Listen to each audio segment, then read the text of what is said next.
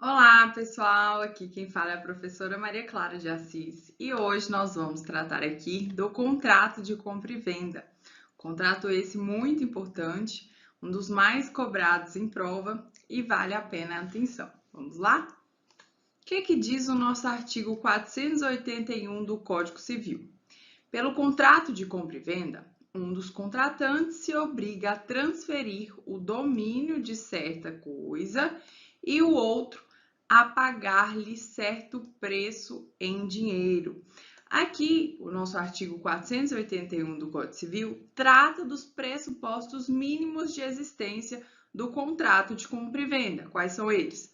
Objeto, a coisa a ser vendida, o preço a ser pago, esse preço obrigatoriamente tem que ser em dinheiro, e ainda o consenso entre as partes. Aqui caracteriza uma das grandes diferenças do contrato de compra e venda entre o contrato de permuta, que é a troca. Por quê?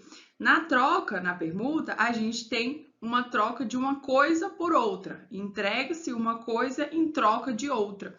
Aqui não. Aqui eu entrego uma coisa, uma certa coisa, em troca de dinheiro. Compra e venda tem que sempre envolver dinheiro. Então, acordou no objeto, acordou no preço e no consenso, está feito o contrato de compra e venda. Quais as características do contrato de compra e venda? Ele é típico. Por que ele é típico? Porque ele tem previsão expressa no Código Civil. Ele é nominado. Por que é nominado? Porque existe nome para esse contrato, contrato de compra e venda. Ele é bilateral, porque tem obrigações para ambas as partes.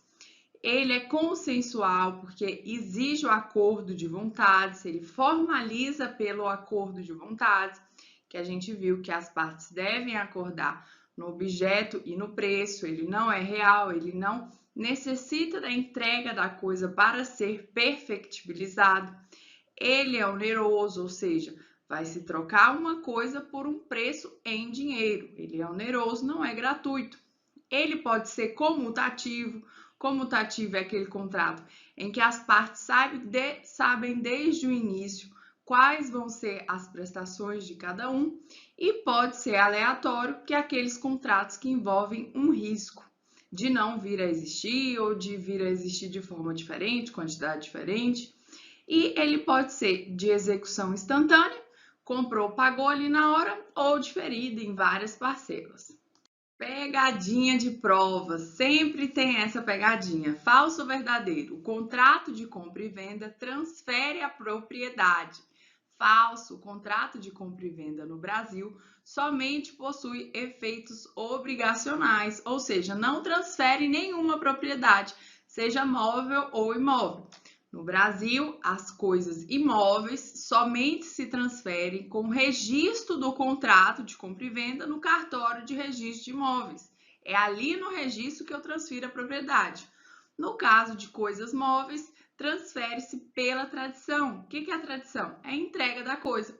Então, o contrato ele apenas vai dar efeitos obrigacionais ao que vai ser realizado, mas ele não transfere a propriedade.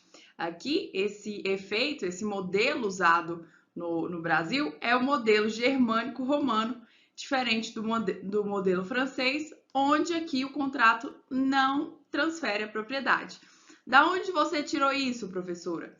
Artigo 1226 do Código Civil, os direitos reais sobre coisas móveis, quando constituídos ou transmitidos por ato entre vivos, só se adquire com a tradição é a entrega da coisa.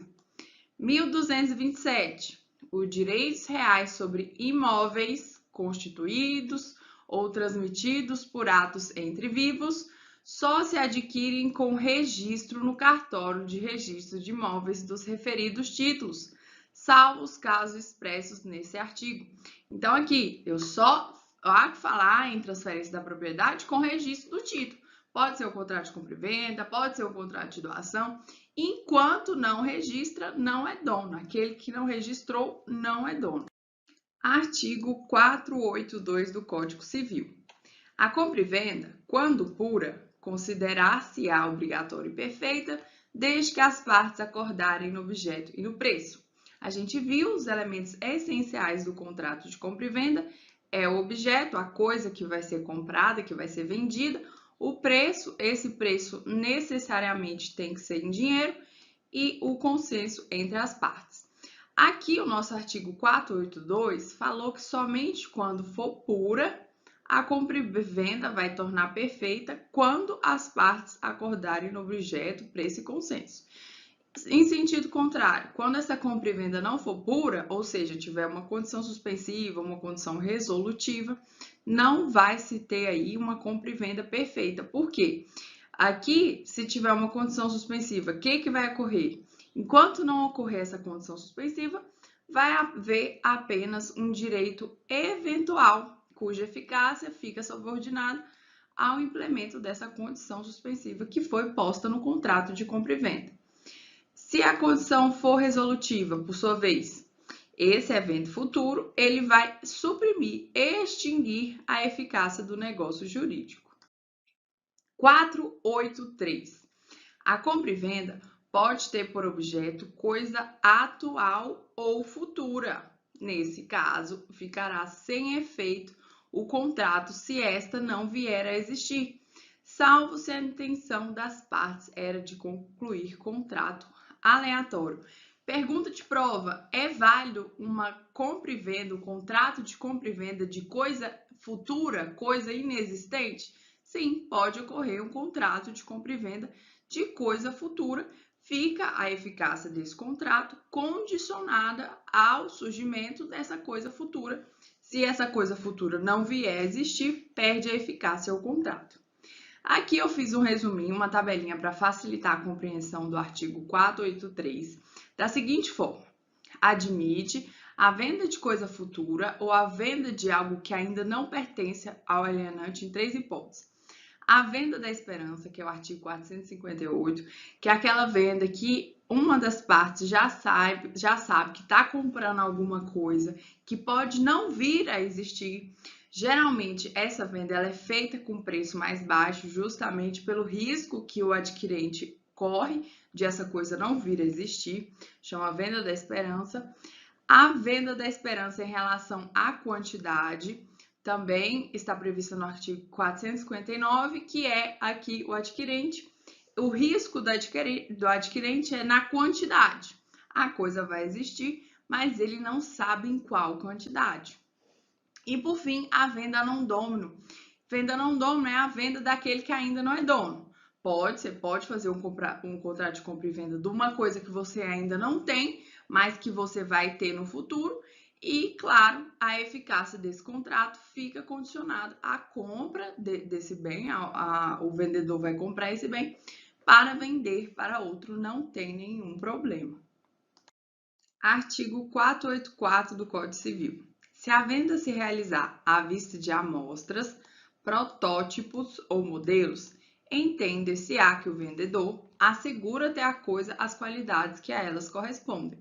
Parágrafo único. Prevalece a amostra, o protótipo ou modelo, se houver contradição ou diferença com a maneira pela qual se descreveu a coisa no contrato. Aqui, esse artigo 484 está fundado, está com base no princípio da boa-fé objetiva e na função social do contrato. Ora, se eu tenho uma amostra, o que é uma amostra? Uma amostra é uma pequena porção daquilo que se deseja alienar. Por exemplo, um pedacinho de chocolate distribuído no supermercado. É uma amostra, aí você vai e compra realmente o produto. Qual que vai prevalecer em fins de qualidade, de quantidade?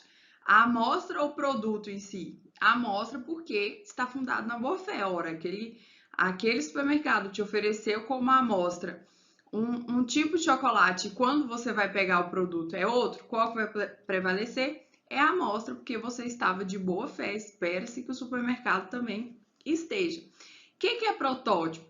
Protótipo é a unidade de um bem que se encontra em exposição. Por exemplo, aqueles carros, você já viu o carro exposto em shopping? Aquilo é um protótipo. Também deve prevalecer o carro que estava lá. Não posso ter um protótipo de um carro X e na hora de eu comprar o carro vem diferente, vem de outra maneira. Isso fere a boa-fé. E modelo é uma demonstração do objeto em dimensões reduzidas. Por exemplo, o modelo de um armário de cozinha. Esse vai prevalecer o modelo também. Eu estou ali numa exposição, me mostrou esse modelo, eu gostei do modelo e falo, ó, quero um igual esse. E se chegar diferente, vai prevalecer o modelo. Aqui eu trouxe uma disposiçãozinha sobre o 484 em relação ao Código de Defesa do Consumidor, que o artigo 49 do CDC ele vai mais além ainda. Ele atribui um direito potestativo do consumidor de compra à distância, compra pela internet, compra por telefone, que o consumidor ele tem um prazo de decadência de 7 dias para devolver o produto, ou seja, ele comprou ali pelo site um produto, tinha imagem e tudo. Na hora que ele chegou o produto na sua casa, ele não viu que era o mesmo, não gostou, não interessou. O artigo 49 do CDC prevê essa possibilidade de devolução do produto no prazo decadencial de 7 dias. Artigo 485. A fixação do preço pode ser deixada ao arbítrio de terceiro, que os contratantes logo designarem ou prometerem designar. Se o terceiro não aceitar a incumbência, ficará sem efeito o contrato, salvo quando acordarem os contratantes designar outra pessoa. Aqui ocorre muito, uma das partes designa o terceiro para fixar o preço. Quando que é comum isso? É em contratos de imobiliária, corretor, geralmente ali eles têm noção do preço de mercado. As partes contratantes atribuem um terceiro para designar o preço. Aqui o 485, na parte final, fala que se esse terceiro não aceitar a incumbência e as partes não designarem outra pessoa, esse contrato vai ficar sem efeito. Por quê?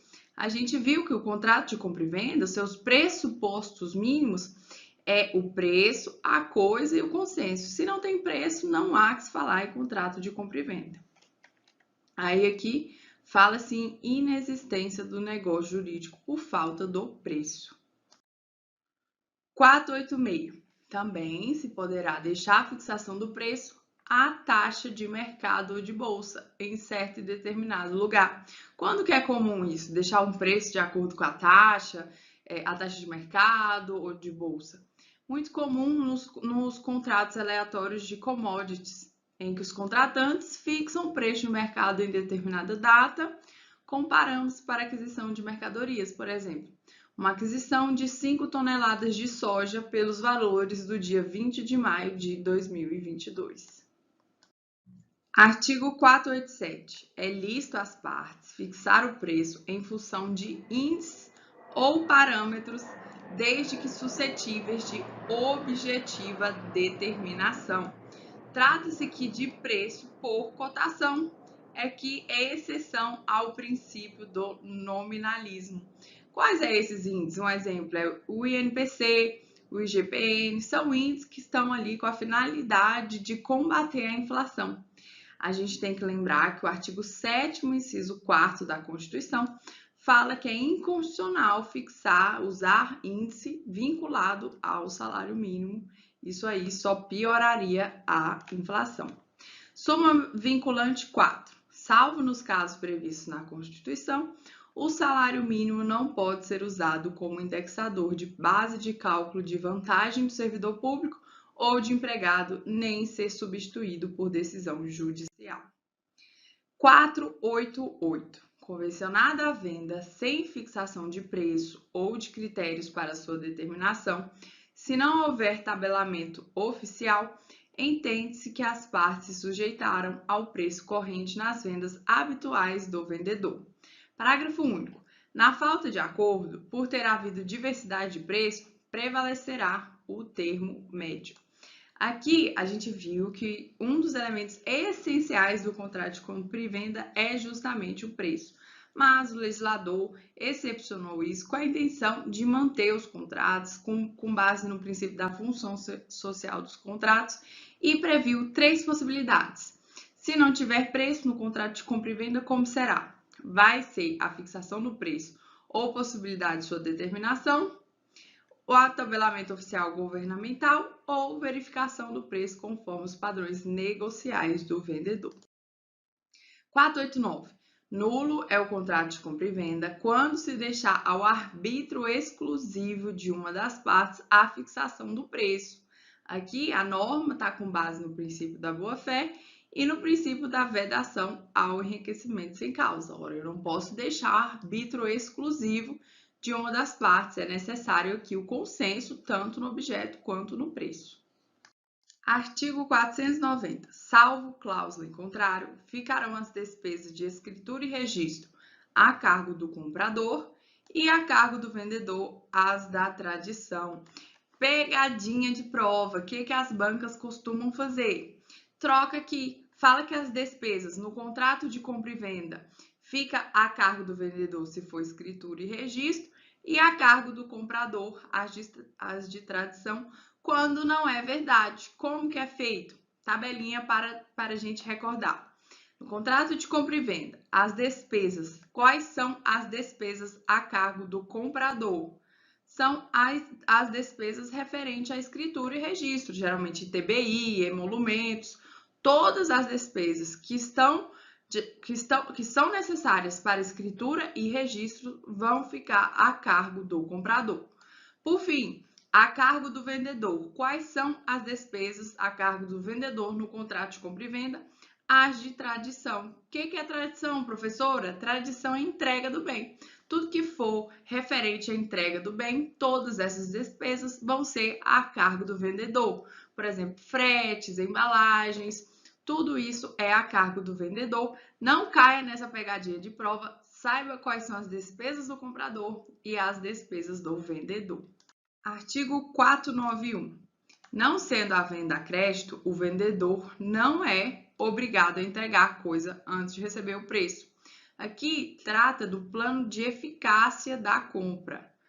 Por quê? O que acontece? A gente viu que o contrato de compra e venda ele está perfeito e acabado com o acordo de vontade entre preço e objeto. Aqui o 491 já é lá longe, já está no plano de eficácia. Na venda a crédito, a entrega da coisa deve ocorrer primeiro para depois pagar o preço. O adquirente, se o adquirente ele se tornar insolvente antes da entrega da coisa, o direito, o Código Civil prevê que ou o comprador pode exigir a garantia ou ele pode sobrestar a entrega da coisa. Nos contratos de compra e venda de imóveis, a quitação é concedida no próprio instrumento, geralmente se for imóveis acima de 30 salários mínimos são feitos por escritura pública e a quitação é dada na própria escritura pública, de forma que o vendedor não pode ser obrigado a assinar a escritura pública antes da efetuação do pagamento. 492. Até o momento da tradição, os riscos da coisa correm por conta do vendedor e os do preço por conta do comprador. Parágrafo 1º. Todavia, os casos fortuitos ocorrentes no ato de contar, marcar ou assinalar coisas que comumente se recebem contando, pesando, medindo, assinalando e que já tiveram sido postas à disposição do comprador, correrão por conta deste. Parágrafo 2º. Correrão também por conta do comprador os riscos das referidas coisas se estiverem em mora de as receber, quando postas à sua disposição no tempo, lugar e modo ajustado. Aqui, pegadinha de prova, as bancas examinadoras sempre trocam isso. O quê? Aqui o 492, ele trata do risco da entrega da coisa no contrato de compra e venda. De quem é o risco? Até o momento da entrega, da tradição. Os riscos da coisa é do vendedor e o risco do preço é do comprador. O que a banca faz? A banca troca, coloca risco do preço a cargo do vendedor e risco da coisa a caso do comprador. E não é assim, ao contrário. Riscos da coisa é sempre a cargo do vendedor, risco do preço é a cargo do comprador. Artigo 492. Até o momento da tradição, os riscos da coisa correm por conta do vendedor e os do preço por conta do comprador. Porque ali, até as partes que, quando firmaram o contrato de compra e venda, têm efeitos meramente obrigacionais. porque a gente viu que transfere-se a propriedade móvel com a entrega, a tradição, e imóvel com registro no cartório de registro de imóveis. Transfere os bens móveis com a entrega, com a tradição, e imóveis com o registro. Até essa entrega, o risco da coisa vai ser do vendedor e do preço do comprador, ou seja, se a coisa se perder, se deteriorar, se tiver algum problema, quem vai responder é o próprio vendedor. E se o preço aumentar, se diminuir, qualquer risco que vai ter aqui é o comprador. Não foi estipulado no contrato de compra e venda onde deve se entregar a coisa comprada. Onde que vai entregar? Prevê o artigo 493 do Código Civil. Artigo 493. A tradição da coisa vendida, na falta de estipulação expressa, dar-se-á no lugar onde ela se encontrava ao tempo da venda. Então, vai ter que entregar essa coisa onde ela se encontrava ao tempo da venda. Mas o 493 fala o quê? Na falta de estipulação expressa, ou seja, aplique-se o princípio da autonomia privada, de forma que as partes podem prever de forma diversa. Pode prever que essa obrigação vai ser quesível quando ela é feita no domicílio do devedor ou vai ser uma obrigação portável quando ela é feita no domicílio do credor. 494. Se a coisa for expedida para lugar diverso, por ordem do comprador, por sua conta correrão os riscos, uma vez entregue a quem haja de transportá-la, salvo-se das instruções dele se afastar o vendedor. Esse artigo 494, ele é importante para análise da responsabilidade civil por perda ou deterioração do bem. Por quê? Se a coisa for entregue, se ela for expedida para lugar diverso da ordem do comprador, por conta dele vão correr os riscos. Aqui o legislador presumiu que o bem, quando o bem é entregue ao transportador, por ordem do comprador, já houve a tradição, já houve a entrega.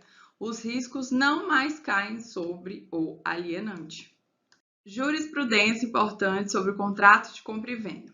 Comprei um apartamento de 150 metros quadrados. Estava previsto no contrato 150 metros quadrados e eu paguei por 150 metros quadrados. Mas depois eu notei que esse apartamento só tinha 130 metros quadrados. E agora, qual é o prazo para eu reclamar essa metragem, para me dar a metragem correta? Disse o STJ que o prazo é decadencial de 1 ano. Esse prazo está previsto no artigo 501 do Código Civil. Esse prazo de decadência de 1 ano é para exigir o complemento da área, reclamar a resolução do contrato ou abatimento proporcional do preço. Agora, se for a pretensão indenizatória, ou seja, a parte quiser uma indenização, o prazo vai ser de prescrição e será de 10 anos, não será mais um prazo decadencial de 1 ano. É isso, pessoal. Nós ficamos por aqui. Espero que tenha gostado e até o próximo vídeo. Tchau, tchau!